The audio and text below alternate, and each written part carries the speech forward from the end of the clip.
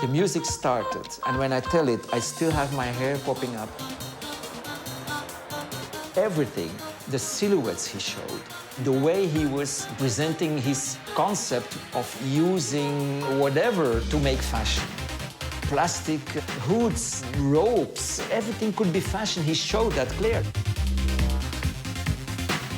The kids started walking with the models because they loved it so much, and everybody made it happen.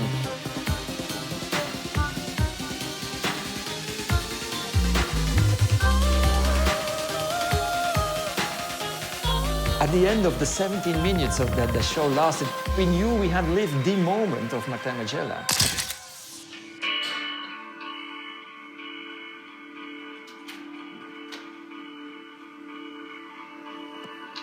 Margiela est différent des autres, c'est parce qu'il n'a pas faibli dans son point de vue. Il a imposé un regard, il s'est concentré sur une manière de rediscuter les formats de la mode, le système de la mode. Il n'a pas fait qu'introduire des nouveaux vêtements. Il l'a fait, mais en plus, il a recommandé le système de la mode qui était déjà très largement perverti et très largement dominé par l'argent.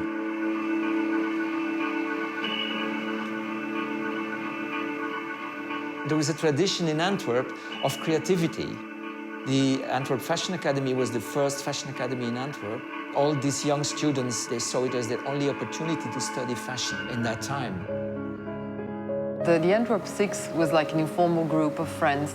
Martin was not part of that informal group, but we call him the seventh member because his history is so much interwoven with their history because they studied together at the fashion department of the Antwerp Academy. They were the first generation that broke through on an international level, end of the 80s.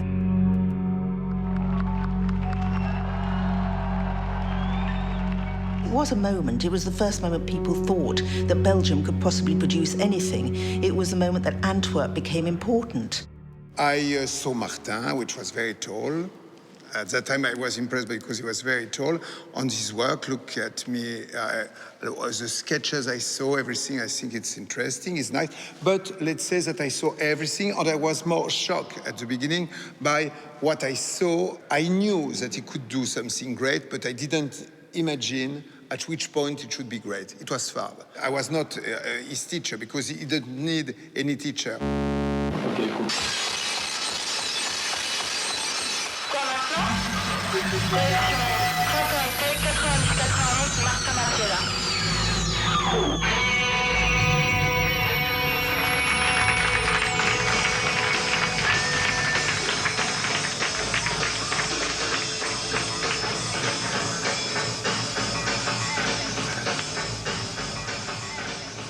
It was like we were like totally obsessed by clothes. He knew he was going to do something with clothes, that was for sure.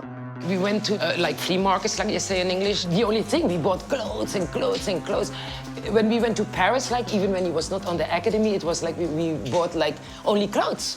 And in the evening, it was like putting everything on the bed and we didn't eat. It was a kind of an obsession.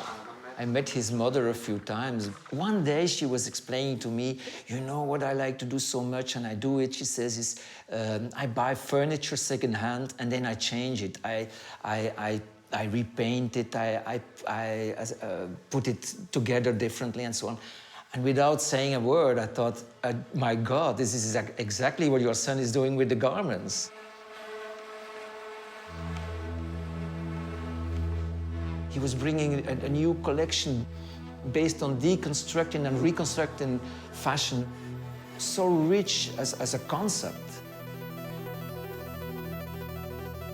He wasn't the first to do deconstruction, but he somehow was the first person to really make it believable, partly because I think his cutting is so exceptional. The way that he cut clothes, the way that he shaped things to the body was very well done. You know, anybody can take a sheet and tear it up, but it doesn't necessarily make a great garment. He had a real way of doing things which made the clothes unique.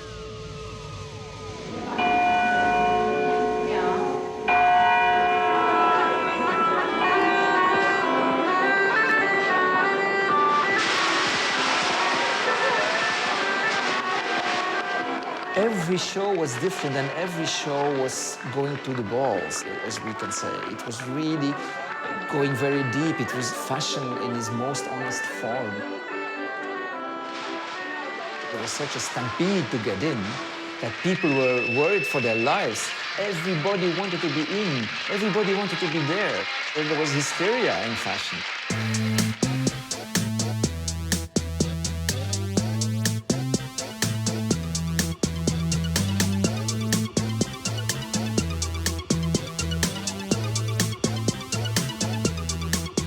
You cover the face, you're forcing a professional public to look at the clothes in a professional way. Look at the clothes and not who's wearing them. But he was against the idea of the glam model in any shape or form. And he deliberately used, not awkward people exactly, but for the men's shows and the women's, people who had not a typical form or figure or face, and certainly not hairstyle.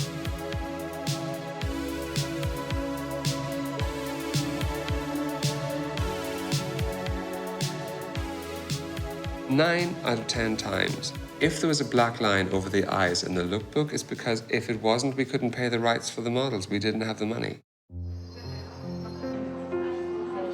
That never was he going to be able to compete by having who, Kate Moss, whatever, if he wanted them. And so he was presenting clothes without a model's persona. He didn't want to give importance to the faces. The importance was the collection, the garments he was showing, the fashion he was showing. And I think also that, reflecting on his own obscurity, that it played a role also. As he saw his colleagues in the industry become increasingly mediatized, I think he saw that his anonymity is a real advantage to his day-to-day life, that he doesn't have that added pressure of people sort of coming up to him or having to sort of feed that beast, as it were. And I think also the fact that he worked with Gaultier for 3 years, who has got incredible verve and gusto to do that type of thing, I think that also was an incredible sort of an apprenticeship for him, and knowing that it's a double-edged sword.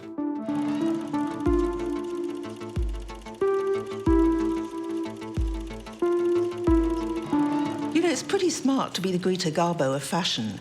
And by not showing his identity, I think that Martin Margiela became more exciting. People wondered what he was like. There was a mystery that surrounded him.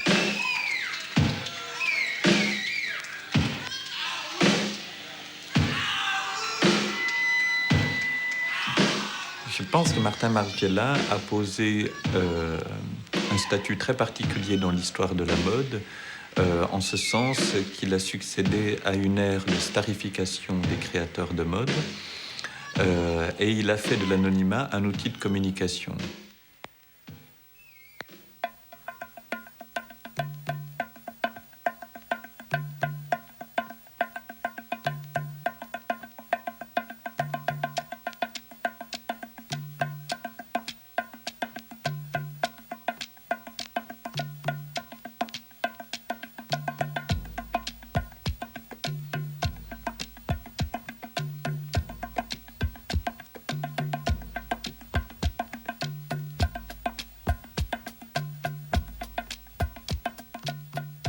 Chaque couturier doit savoir que lorsqu'on a travaillé 10, 20, 30, 40 ans, c'est un grand moment, c'est une grande période. C'est un travail dur de faire de la mode, c'est beaucoup de collections, c'est beaucoup de saisons.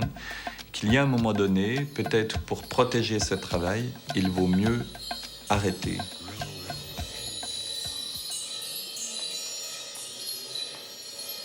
Martin said what he needed to say, and I personally think that it's ultimately admirable when a person knows that he or she said what they had to say and basta. It's what more people should do.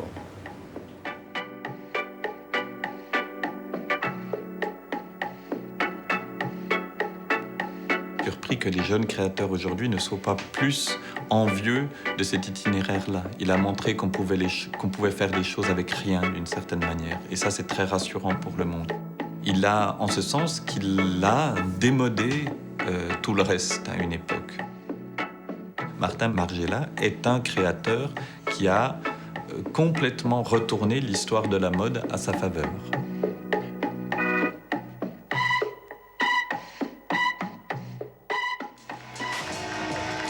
Et Martin Margiela est allé un peu plus loin que tous les autres en disparaissant complètement.